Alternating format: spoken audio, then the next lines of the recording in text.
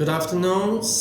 Today I would like to share some thoughts and some information with you all about fertility preservation. And this is a very big topic. Now this mainly is addressed to female, not so much to the male. The reason for that is, as we all know, that the biological clock for the reproduction is more significant on the female side and not on the male side. First of all, let's talk the male fertility. The sperm, mainly it's a sperm. The sperm produced in the testicles, and there are many stem cells in the testicles, and they differentiate into sperm every 90 days, approximately 3 months. So any sperm was made, and usually it's fresh made sperm. Eggs was produced in the ovaries. The ovaries merely play the role as warehouses. That means when the lady was born, all the eggs already produced there and through the mom, and the lady no longer produce more eggs, and that's all they're going to use. As a matter of fact, one day when you finish up these eggs, a lady undergo so-called post-menopause. Now, let me just make one thing a little bit clear about you have eggs, and that's all eggs you have, and you have eggs every month. When we say you have certain number of eggs, it means these eggs you're going to use, but they are in the so-called storage forms. So they are in the form in the very early stage. They are not ready to ovulate. They are not ready to meet with sperm to make a baby, but they're in the very early stage. They still not finished the final finish line yet, but that's just certain of the seeds which eventually will become a mature egg to make a baby. So that's called ovarian reserve, and each egg, by the way, stay in the follicle, and that's what we call it.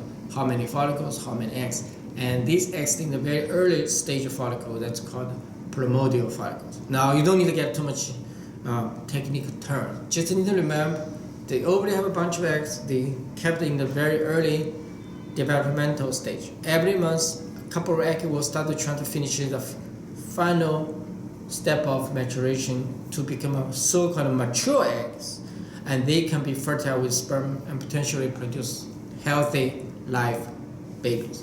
Okay, so fertility preservation mainly means to preserve the fertility. In the natural course, of course, when a lady don't have any, when a couple or man or lady do not have any kind of medical problem, when we talk about fertility preservation, mainly talking about the social fertility preservation, this mainly is talking about female. As I said, the male does not really have a biological clock. However, there are second application of fertility preservation for the patient who are going certain kind of medical treatment. If this kind of medical treatment may affect the testicles or ovaries, then this kind of fertility preservation is applied to both ladies and the gentlemen. Okay, so I hope I made this part very clear. And if you have any questions, you can send question to us. Now we move on to the next step. The fertility preservation in female, but this is more relevant to most ladies, and that's what the most time we do. As I said, repeat it one more time. For men, unless you go through medical treatment, you usually don't have a fertility preservation issues. So for the lady, due to the biological clock, the number of the eggs in the quality start to reduce after age of 35. That's why it's very important to preserve the fertility. A technique called the vitrification of oocytes, meaning the eggs, is a very well established technique which practically can freeze the lady's eggs.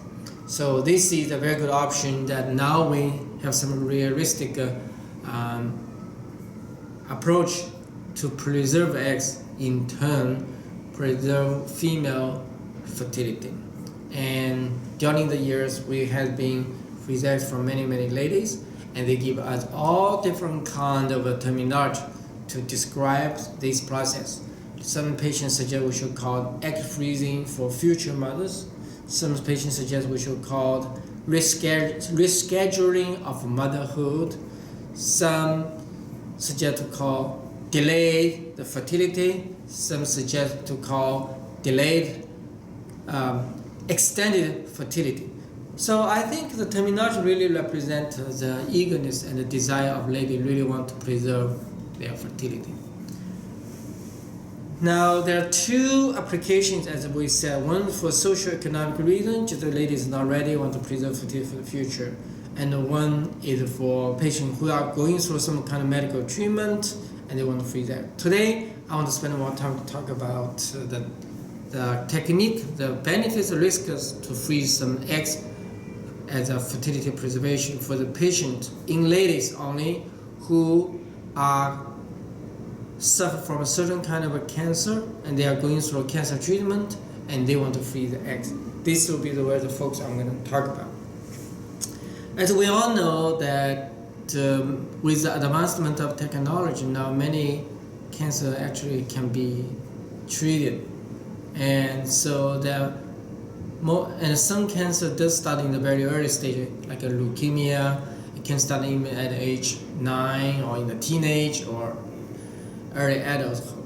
So that means they may suffer from a cancer while they have at the peak of their fertility. So how to preserve this fertility is very important.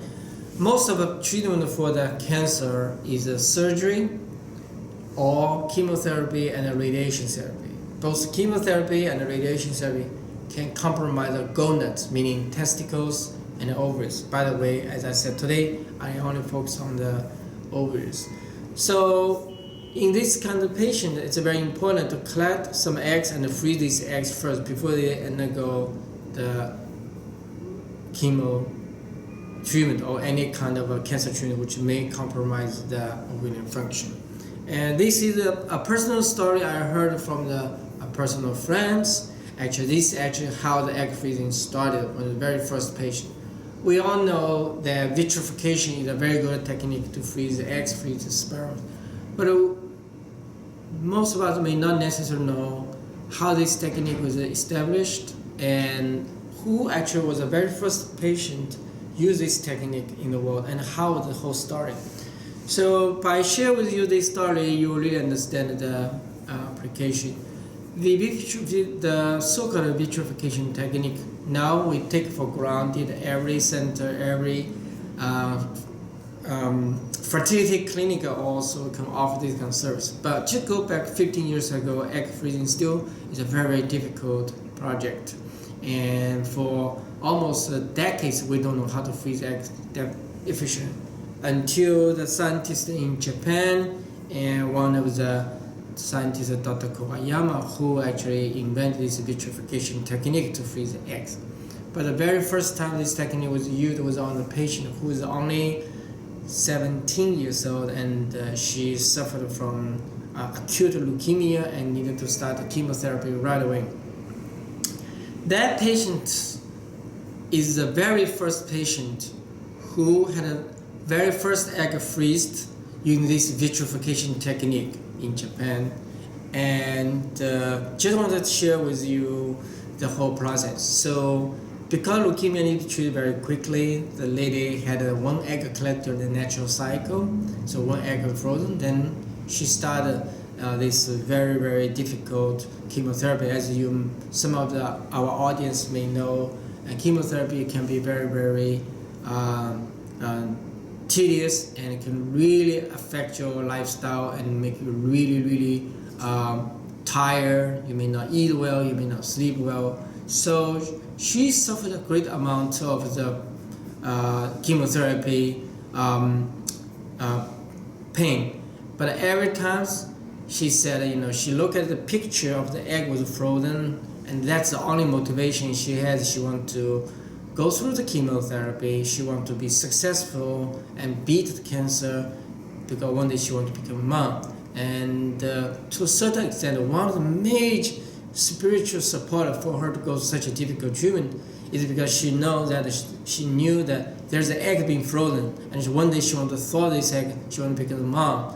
So we just want to tell you that the fertility and the cancer treatment for a lady could be in many occasions, it's equally important. And so to have this technology is really, really good for our female patients. So my personal experience is that dealing with a patient going through the fertility preservation due to cancer treatment or cancer survival patient, and I can summarize as following. This is definitely the worst things to do, to freeze some eggs, sperm, embryos when you had a cancer free. At that time you can become parents. Number two, I don't think this is a luxury plus or optional, but I really think this is a very important part of the cancer treatment to consider about fertility and fertility preservation. As I said, from the very first patient who used this vitrification technique, and I personally experienced that we are all very, very concerned about our fertility. So this definitely is a very good technique. Now, the treatment usually we take 2 to 4 weeks to harvest eggs. So time usually is very limited. So the patient, once they decide to go chemotherapy, should looking for the fertility doctor right away, and should start the process of the egg freezing right away. So the process entailed is a quick examination to know the ovarian reserve and hormone profile. Then she'll start the treatment right away without any delay. You do not need to wait for 30 of your period. You do not need to go through any kind of preparation with a Lupron or birth control pill. And you just start right away because time is essential. How many eggs need to be frozen? And I think it really depends on the age of the lady. Usually, the more the better, and also usually the lady won't have lots of time before the chemotherapy is going to start. So that's why I think at least we should get some eggs to be frozen, and ideally it should be 10, 15, 20, which really depends on the lady's age. So this is the first part of the egg freezing, and next time I'm going to talk about egg freezing or fertility preservation for social reasons. Thank you.